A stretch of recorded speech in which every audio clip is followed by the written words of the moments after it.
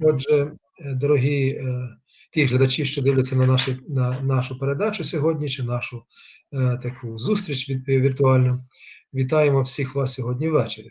З нами в гостях є фінансові дорадники Кредитової спілки Будучність і Української Кредитової Спілки.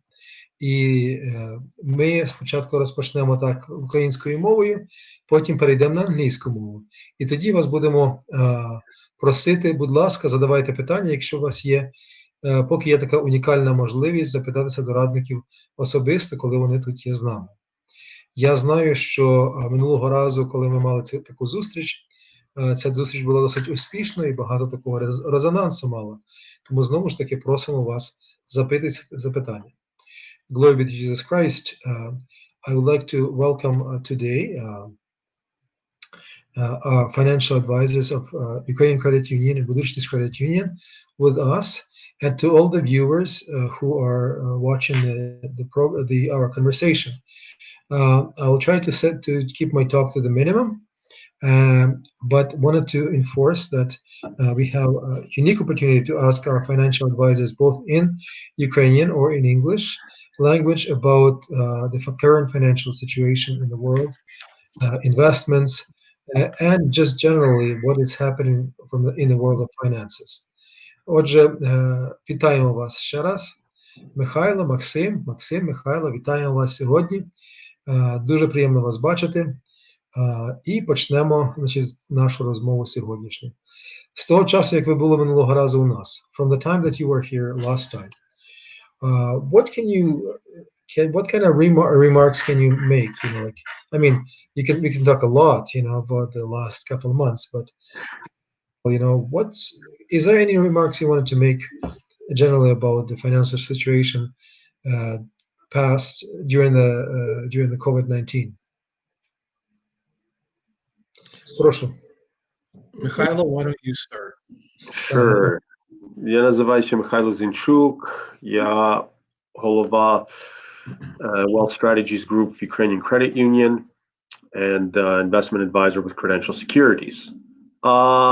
Since we last spoke, there's been quite a crazy time in the financial markets, and everybody's watching like a hawk every announcement with respect to number of cases of COVID showing up in the Western world, Canada, the United States, Europe, and any specific individuals who are catching COVID.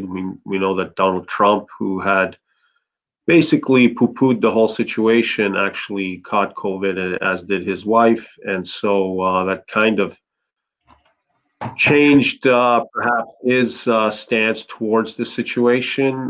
Markets reacted to it. But when you look at the situation that we saw in March, and at the end of March, basically the markets had bottomed, and as the number of cases shrank, markets started to pick up. And everybody's been talking about a second wave, which is what we are seeing a little bit now in Canada, a little bit more in the States, and from what I hear, a lot more in Europe, second wave. And so discussion is again about what kind of measures the government needs to take in order to stop the spread of the disease. And markets are watching carefully what happens, because in March, where they had basically shut down the economy, all manufacturing, service sector, everything had closed down. People were told to stay home and not go to work, caused a big disruption in the economy. Unemployment spiked, production fell, and governments started handing out money to those who were basically unemployed for this period. Now, there's been a little bit of a coming back to life for a lot of these services and the economy, but it's still on thin ice, we'll put it that way, and people are concerned that we don't go back into a shutdown. I don't believe governments can afford to shut the economy down again. We know there are certain countries that didn't go into shutdown at all, not in the first wave and not in the second.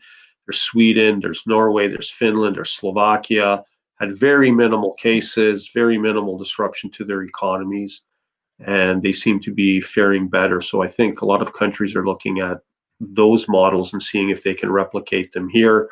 There might be something to be said about a homogenous society that gives, and a small size society relative that might give them an advantage over more multi-ethnic, multicultural societies like United States, Canada, and for the most part, Western Europe, and much larger economies with greater concentration of populations. That may be an issue. But when you're looking at the markets, you're seeing a bifurcation with respect to companies that are able to maintain and grow their revenues through this period. Their share prices are benefiting, and those that get hit extremely hard with the slowdown see their revenues as drop as well. Their stock prices are reflecting that. Max, if you want to add to that. There's been spectacular rotation in the marketplace since the onset of the stock market setback in late March, where the markets lost 34%. During the month of August, the US markets basically recovered. They even set a higher high, which is interesting. But the US markets are led by a very small group of stocks, the FANG stocks, for lack of a better word, in the semiconductor sector, which has driven their markets higher. Many of the market components are still down. If everyone is investing in Canadian banks, pipelines, telcos, insurance stocks, they're down 20, 30, 40%. Even our real estate trusts are down 40 and 50% respectively here in Canada. So the economically sensitive stocks have only begun to climb off the lows. We know that there are some emerging secular trends. Renewable energy is capturing many of the headlines, and Northland Power, Brookfield Renewable Energy, Algonquin Power, these are stocks that are powering higher. They are components of the ESG or environmentally sensitive sectors. They've basically doubled in the last 2 years, regardless of the volatility in the marketplace. Oil continues to set terrible low prices.